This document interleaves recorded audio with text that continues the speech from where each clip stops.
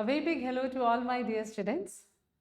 Welcome you all to the T2O series of ophthalmology and your favorite channel, You and I with Dr. Ruchi Rai.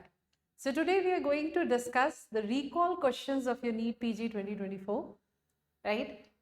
Of course, a little more in detail to understand things around it, right? Okay, so let's start here. First question, identify the visual field defect. All of you, what are you looking at? I think we have discussed it and you all know we are talking about, if you look at this field chart, what we can see is everything looks fine except that the extent of the blind spot is more. So hence our answer should be blind spot enlargement, right? Let us also revise here that blind spot, what is the normal extent of the blind spot? It spans 10 to 20 degree isopters, right? So this is another important question asked in your exam regarding blind spot. We can also think of what can be the causes of enlargement of blind spot. So if you talk about, so all those who have to appear for the further exams and listening to me, it is going to be helpful for you all. So when you say causes, we can talk about papilledema. Of course, any edema, any pathology, common sense, if optic disc is a blind spot, any pathology around it is what is mainly the cause of enlargement of blind spot. Hence, we can learn papilledema. We learn, what is the next one that we learn? Is your myelinated nerve fibers. You all should know that myelination stops at lamina cribosa. So, if there is any myelination that you can see on fundoscopy, it is not normal. And that these myelinated nerve fibers will be another cause of enlargement of blind spot. And the third is drusins, okay, deposits on the optic disc which are called drusins. These are the three main we are going to keep in mind at our level regarding enlargement of blind spot. Okay? Okay. And in what condition are you going to get smaller size of the blind spot? If I ask you in what condition we are going to get smaller size of the blind spot, you should answer hypoplasia of the optic disc. Right here? Okay. Another thing is, if you look at the other options, let's also have a look at what is a central scotoma.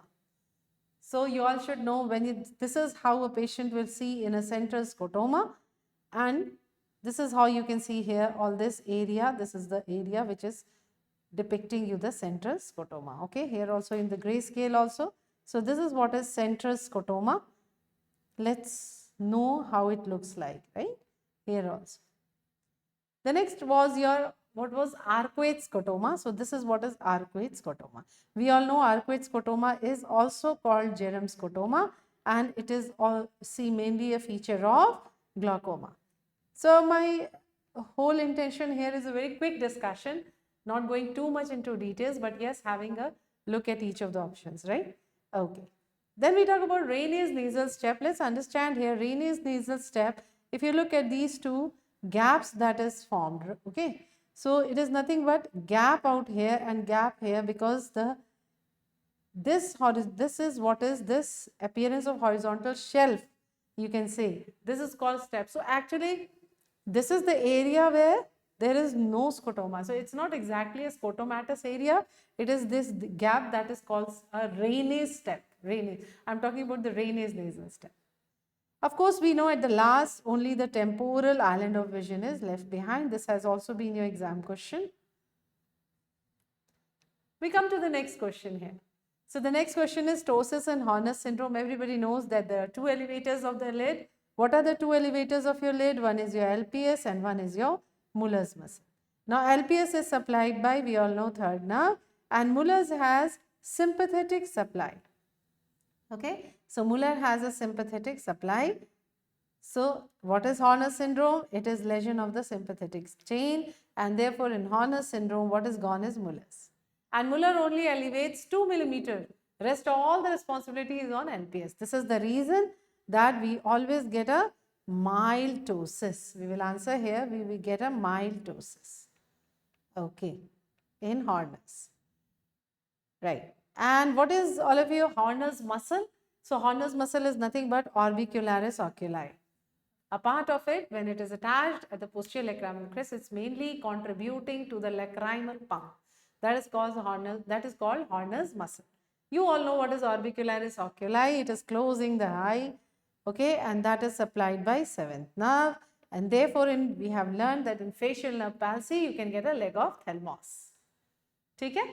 Okay, we come to the next question. क्या पूछा था? So they had asked you about a patient presented with gradual loss in night vision. Maybe it was nyctalopia they had mentioned, but this is what the recall says. And peripheral vision, what is the diagnosis? So mainly it is the mid periphery which is involved. First, we can see on the fundoscopy that there are bony spicules. We are right. And what was the triad of retinitis pigmentosa? Of course, the answer is retinitis pigmentosa. We should not forget the triad. This is the attenuation of arteries, attenuated arteries, bony spicules, and pale waxy disc. Okay, so we have to also learn about pale waxy disc, bony spicules, and pale waxy disc.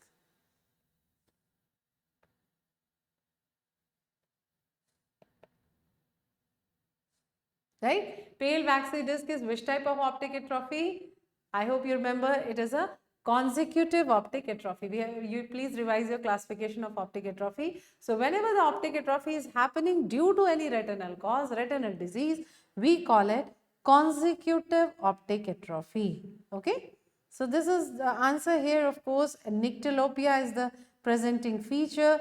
Right, all of you? Sorry. So when there is nyctalopia and this triad is present, we are talking about retinitis pigmentosa. Please revise your retinitis pigmentosa very nicely. They can ask you, this is, of course, most commonly it is non-hereditary, but it can be hereditary also. Hereditary has all the inheritance, autosomal dominant, autosomal recessive, and X-linked recessive. Right? What else you have to know? We have to know which is the most common systemic association of retinitis pigmentosa. It is Usher's syndrome. So just revise your retinitis pigmentosa very nicely. They had asked you a very basic question here, isn't it? Okay. So I hope you also remember one more point, that initially in the retinitis pigmentosa, it is mainly the mid periphery which is involved, right? If I make it in my way, in a simple way, it is this mid periphery is involved first, and later the disease will extend centrally and periphery. Okay? So it is the mid periphery which is involved first, and then the later the disease progresses centrally and peripherally, and this is the reason initial stage in a typical RP, what do you get? We answer, we get a ring scotoma. Okay? In an early stage, we are getting ring scotoma, and later on, when only this much of the visual field is left, this is called tunnel vision. Tunnel vision. Right? So these are just my effort to enumerate some important points regarding retinitis pigmentosa.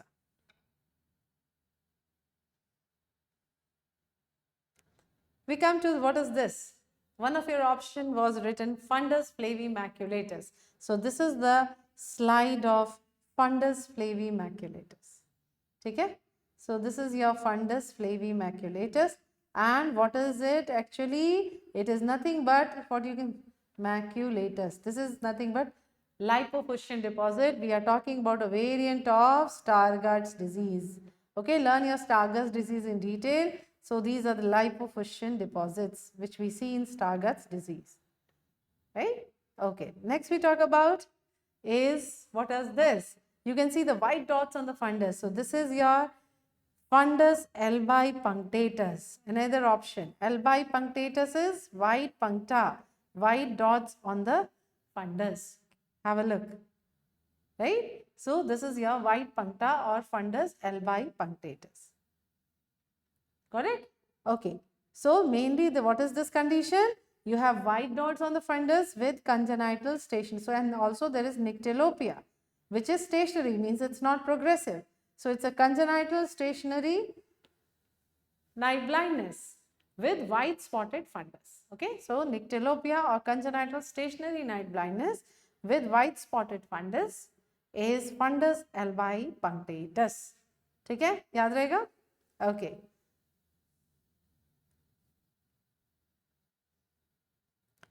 Okay, we come to the next one. This was another question asked to you. What is the diagnosis if patient can only see 3 green dots on the Worth-4 dot test? Everybody remembers what was Worth-4 dot test? The patient is using a red-green glass. From his right side, he is the red color. Therefore, from the right eye, he can either see only red or white. From the left, he can see only green. So if he sees, and first of all, he is presented with a box which has 2 green lights, one white and one red. So with his right eye, he is seeing what? He is seeing one red and one white, which is also looking like red to him. So this is, if he can see only 2 reds, that means only the right eye fovea is working, then it is a left suppression. If he sees 3 green, right, white to hai and 2 greens are already there, that means this is right eye suppression because it's only the left eye which is fovea is working. And if he sees more than, so there are only total 4 dots. If he is seeing more than 4, this is diplopia. Now, if it is on the right, how do you see the crossed and uncrossed diplopia will depend whether the red is towards the right side or the red dots are towards the left side. So if it is the same side, it is uncrossed. If it is opposite side, it is crossed. Okay. So this is the way this is Worth-4 dot test to check the binocular single vision. So I think it's straight away clear if there are 3 green, we are talking about right eye suppression. I hope it's clear to you all. Okay, we come to the next one.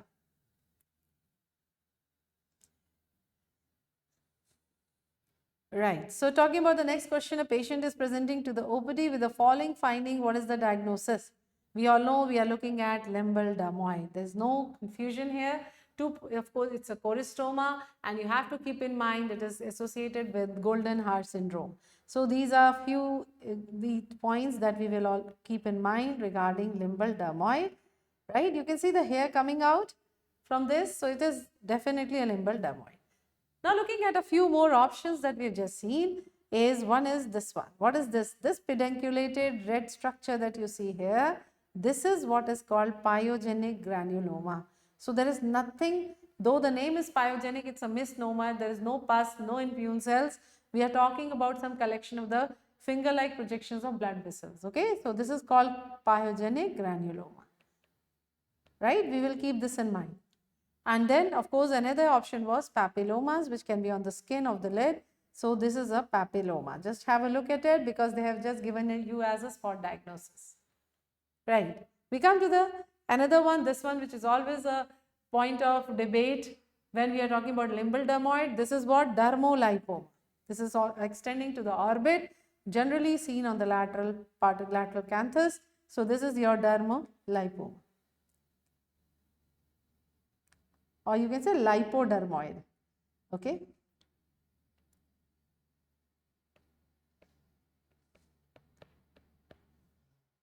Right? Okay.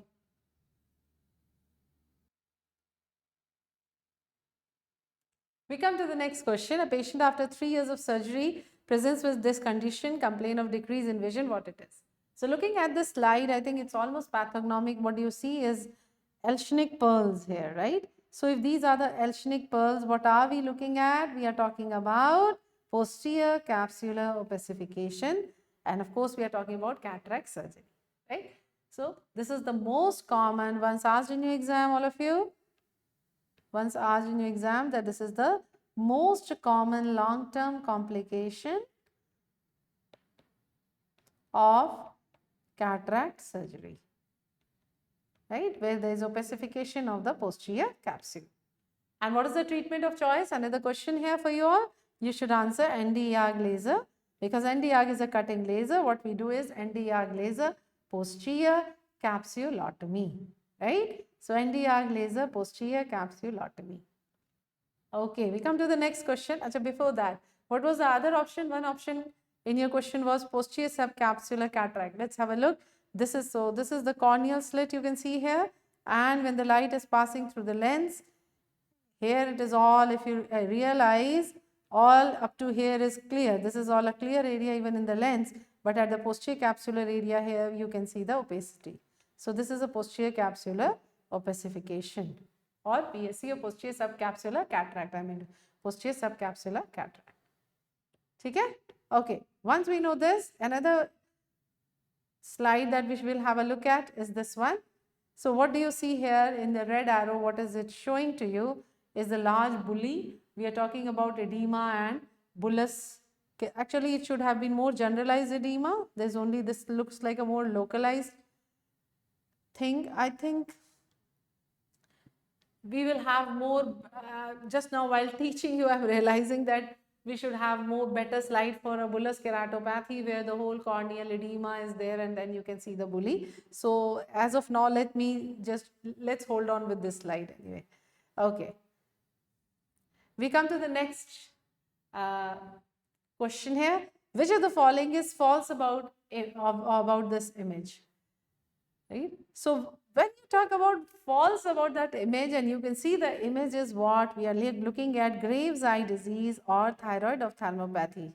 This you all are clear? So when this is a Graves' eye disease, and what are you looking at? Which sign is this? The staring look. The staring look is what is called Cocker's sign. Okay, what do they want to know from us? Is the what is false among all the statement? So number one, no specs score is used to classify. Yes, it is. This is true. The management corresponds, okay, we'll read the next line, not seen in 10% of patients with hypothyroidism. We are not very sure. Can lead to visual loss. Yes, this is true because I think we have learned this very well, that how in the lectures I've taught you all that how there is an autoimmune reaction inside the orbital cavity, and because of that there can be enlargement of muscle, there can be multiplication of adipose cells, then there are infiltration of inflammatory cells, number 2, and there is enlargement of muscle. All this is leading to what? More pressure. When there is more pressure in the orbit, this is going to press the optic nerve and this is going to lead to visual loss. Also, this more pressure in the orbit is pushing the eye out, leading to glaucoma. So, what did you understand here? That mainly it can lead to can lead to the visual loss. Yes, that statement is correct. The management, I'm now reading the option B, which is actually the answer of this question. The management corresponds to improvement in thyrotoxic state. So, are all the patients have thyrotoxicosis if he's or she's a case of Graves' eye disease? No. So that is what we learn from the initial, that is the first thing and the first point I teach you all, that thyroid ophthalmopathy, patient can be hypothyroid, the patient, she can be euthyroid or hyper. So we are not sure it's always hyperthyroid, right? Therefore, this statement definitely is a false statement. So by exclusion, we should mark this as the answer. Now, not seen in 10% of patients with hyperthyroid. The exact percentage, though, arbitrarily we know that around 90% can be associated with thyrotoxicosis and the rest can be associated with euthyroid or hypothyroid. But this percentage is not exactly accurate. So, but definitely we should not be learning it in exact percentage manner. Just what we have to learn is that we do not know, and this is the reason investigation of choice is never thyroid hormone estimations. Okay, so they have asked you the question like this also, that what is the investigation, and we have to answer. It's mainly we will prefer to do a CT scan and see the changes in the orbit, right? Okay. We come to no specs, we will revise together. We all know when we were talking about no specs, N0 scored, N is no signs and symptom, O means only signs, S is soft tissue signs, and soft tissue signs, the most important that you have learned is superior limbic keratoconjunctivitis, right? Then no specs, P is your proptosis. What is proptosis? When it is more than 21, it should not be 20, it is 21 millimeters. Okay, the distance from lateral orbital margin to apex of cornea of more than 21 millimeters. Extraocular muscle involvement specs, the extraocular muscle involvements, we have no myopathy is mainly which type of myopathy in thyroid? We are talking about restrictive myopathy. Your exam question, which is the first muscle to be involved? Which is the first muscle to be involved? You will answer inferior rectus. And the last are the obliques, mainly inferior oblique. They have also asked you which part of the muscle is involved. We answer it is the belly of the muscle, right? So specs का C आपका हो गया ये corneal involvement, and lastly is sight loss, right? So this is what you learn as no specs. Okay, again the corneal involvement, it is all because of the lid retraction, staring look. There's exposure keratopathy, right? Which is, that is what corneal prominent corneal involvement that is happening is all due to exposure keratopathy. Okay? So this was your nose specs that you should know. Right, all of you? Okay. Okay, we can move further. Okay, there was one more question. When I was discussing with you all had said that, ma'am, there was in another shift, the question on thyroid ophthalmopathy was against the antibodies. So you have to know that when I was teaching you this, all this pathogenesis, right? Kya padha humne? That inflammation of infiltration of inflammatory cells, right? And this is what? This is a part of autoimmune reaction. So autoimmunity towards what? I think that was a question. So of course the antibodies towards what? Antibodies against your thyroid gland and thyroid cells, okay, and also your orbital fibroblasts.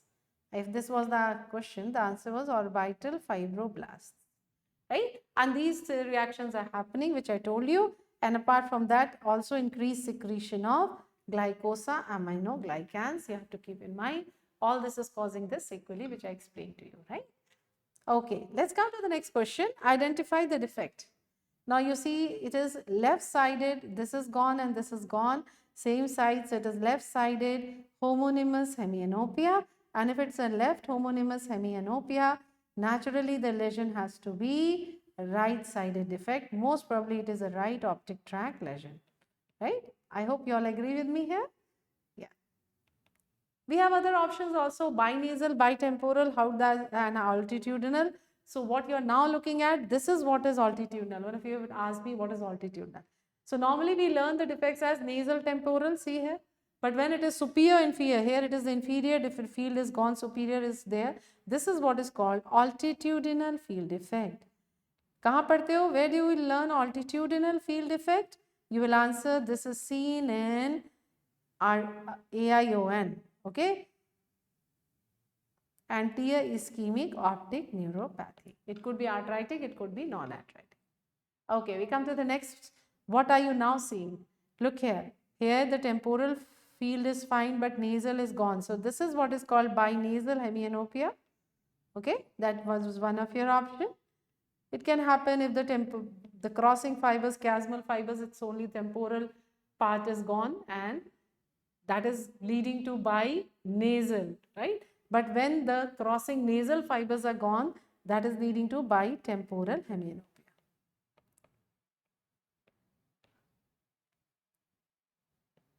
So it is the nasal fibers which cross. I'll just correct myself. So if the nasal fibers are got, you are getting a bitemporal hemianopia, and binasal, common sense, some temporal fibers have to go. It is mainly at that site. That's what I meant. So that can lead to binasal. Binasal aapse bahut hai, hardly it is asked. Okay. So we don't generally learn, neither it is that common. So we'll generally talk about bitemporal hemianopias. Okay. So but common sense, because the defect is always opposite to the anatomy. So if the some temporal fibers are gone, you're going to get a binasal defect. It is at the same area of the chiasma. But when the crossing chiasmal fibers are gone, that is the nasal fibers, then you are going to get a bitemporal hemianopia. Okay, I think now it's correct and clear. We come to revise your lesions of visual pathway and the visual pathway. I have taken that many times though, right? Next, this was another question. What is the diagnosis and identify? I think this is very simple. These are Herbert pits. Okay, let's have a look. What are these? These are what are Horner-Trunta spots, which you see in vernal keratoconjunctivitis. One option was this. What are actually Horner-Trunta spots? I hope you all remember. These are eosinophils, right? We answer these are eosinophils. Then we talk about what is this. So one of your option was this, new vascularization of the cornea. This is what is called new vessels in the cornea. This is your pannus, right? Of course, it will arise from the limbus only. We come to the next question. Here is a 2-month-old child with a falling presentation. What it was asked, what is the ideal management? So he's a child of congenital cataract, though it is presented as leukocoria. Leuco is white, coria means white eye reflex, right? Most common cause of leukocoria, again you will answer, is congenital cataract. When do you operate it? Without any confusion, whether it is bilateral or unilateral, you should always answer immediately. I think I've taught you one more thing here, and that is that if ideally, if I talk very ideal condition, it should be around after 1 month of the age, because in before 1 month when we try to operate, there's trabeculitis, and this trabeculitis can lead to glaucoma, isn't it? Okay, but what I am trying to tell you here is operating, because when you're solving an MCQ, it's a very big problem, it's a very big confusion. Now what to answer? Okay, now we know the most ideal answer is after 1 month, but what to do now when it is these are the options given? So please understand that every time, even after 1 month, it is equal to immediately. Okay, so we should answer immediately. Though theoretically it is written that unilateral cases of congenital cataract, because they are more to be urgently to be addressed, should be operated immediately. Bilateral cases, because why they are more urgent to be, because the amblyopia and the other eye is going to be very difficult to treat if we don't address it immediately. When it is a bilateral congenital cataract, okay, let's wait for a month or so, after 6 weeks we can do. This is one fact. But whenever you are asked in MCQ, whether it is unilateral or bilateral, we will answer operate as soon as feasible or immediately. Let's not create any more confusion here. Is it okay? Yeah.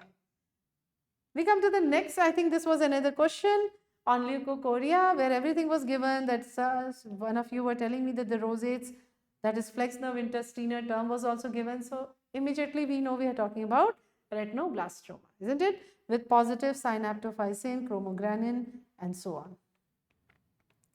So we will answer this is retinoblastoma. I hope you please revise retinoblastoma very nicely for yourself. We come to the next question. So there's a patient who is having difficulty in vision and eye ache after coming out from a movie hall and after watching a movie. Okay, so what has happened? From when the movie hall is watching the movie, there's some mid dilatation of the pupil because it's dark in the hall. This has led to what?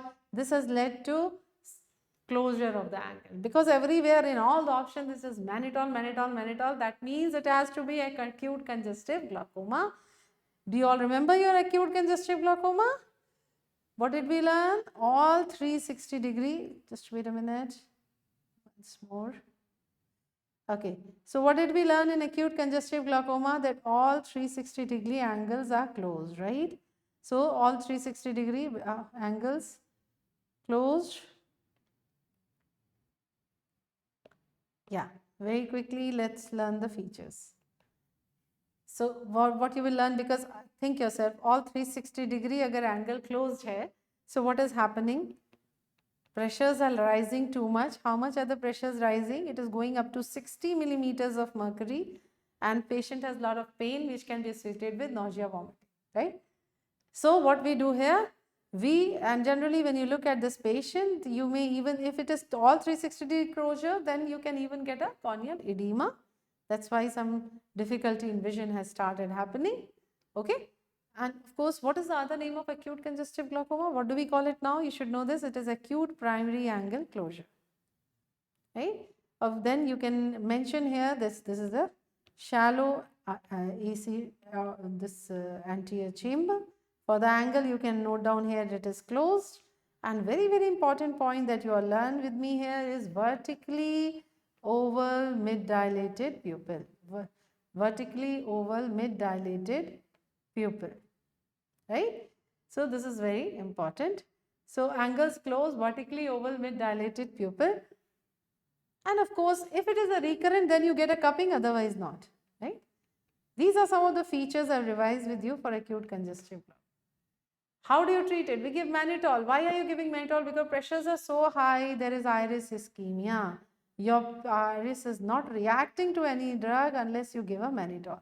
So you give mannitol, the pressures go down, and then after that, of course, you have to start with pilocarpine to open this angle.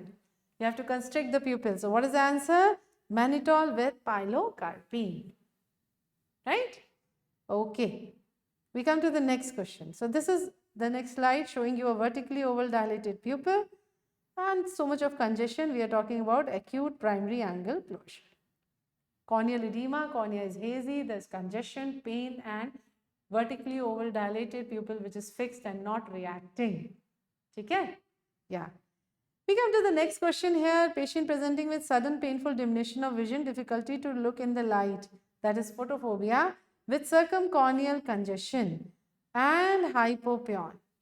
So if there is a circumcorneal congestion, you see photophobia, blepharospasm, pain, everything is there, then we are talking towards what? Hypopion will not happen in conjunctivitis, neither in episcleritis and neither in acute congestive glaucoma. So we are talking about acute anterior uveitis. Okay. So generally with hypopion, it may be a case of Behçet's disease. We can say this. You remember Behçet's disease, which is associated with hypopion, is also called transient hypopion syndrome. Anyway, we don't know, but of course the presentation goes towards anterior uveitis. This we know, right? Okay.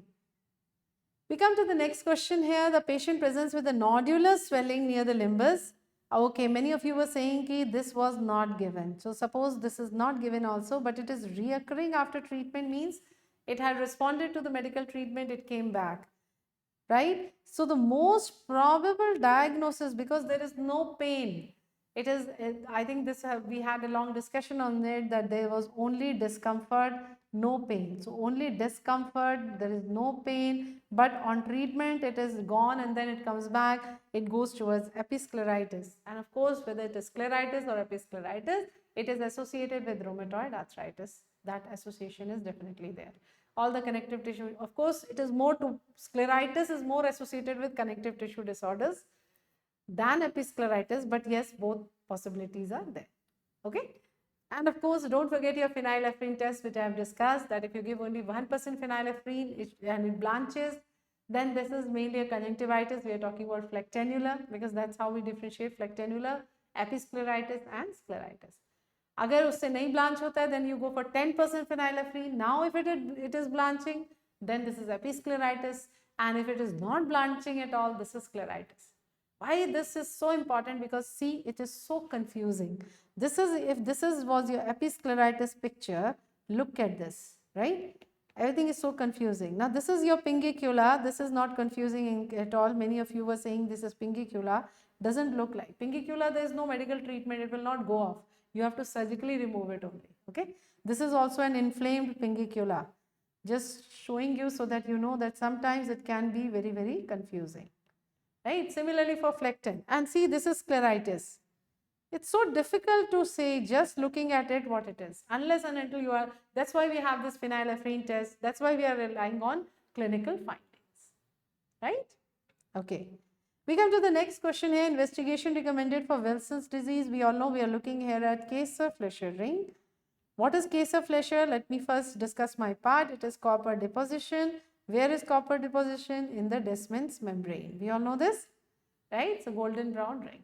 Now, generally we go for serum ceruloplasmin, which is a protein carrying the copper. But here, and you will see decreased levels of serum ceruloplasmin. But what is happening is, this is, if it is asking you investigation of choice, normally it recommended, I would have said this, then liver biopsy is always the definitive treatment, right? Then the liver biopsy would be the, if it is saying investigation of choice or something, we don't know what is the question. So just have a look at the question. Okay, this is again, we are talking about a triad of hydrocephalus, intracranial classification and chorioretinitis. We are saying about, this is a triad of congenital toxoplasmosis, right? So this triad is a triad of congenital toxoplasmosis. Keep in mind. And what was the chorioretinitis and toxoplasmosis?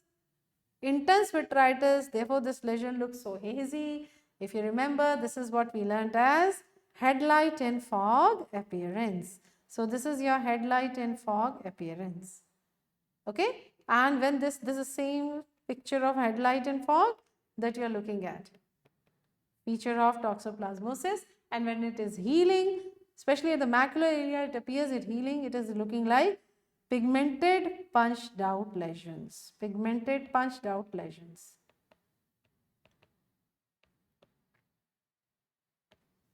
Right? Okay. We come to the next question here. Clinical scenario of homocystinuria was given. This is the recall, so we don't have the full question here. And there is ectopia lentis, and how we are going to, which vitamin B supplement. It is vitamin B6. So let's revise. Homocystinuria, you generally See, what are clinical? It is Marfan-like, which is, we call it Marfanoids, appearances with elongated limbs. You may get it in this condition. And this is a very good way of learning with the mnemonic homocysteine. What are the things you should know about homocystinuria, right? So it is the deficiency of cystathione as CBS deficiency, right? Error of amino acid metabolism, methionine. Because of this deficiency, there is too much of homocysteine. Now, what is the another thing what we give is B6, and we can also give folic acid.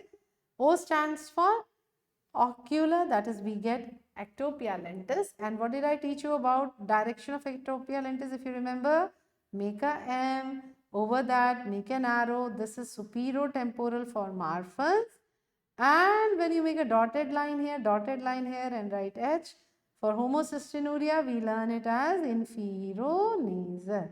Okay, so this is the way to learn the directions of both conditions. Of course, M for Marfan-like features and O for osteoporosis of the spine, right? So this is what is happening, right? We come to the next question. Next question is about a 2-week-old baby presenting with vomiting, acidosis and cataract.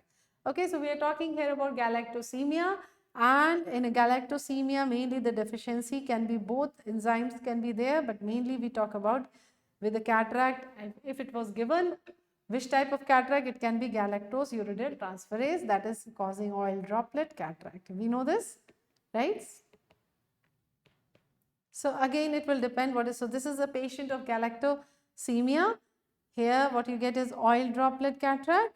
If there is an oil droplet cataract picture, we are talking about G-put deficiency, right? What was the, we will be able to come to the diagnosis or to the exact answer only when we know the exact question. And if it was a lamellar cataract like this, we are talking about galactokinase deficiency, right? So this is again a little bit incomplete question which was given.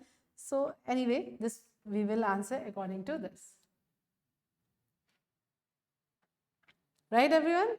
Okay. So thank you so much. So the number of questions were more, therefore the discussion has a little bit prolonged.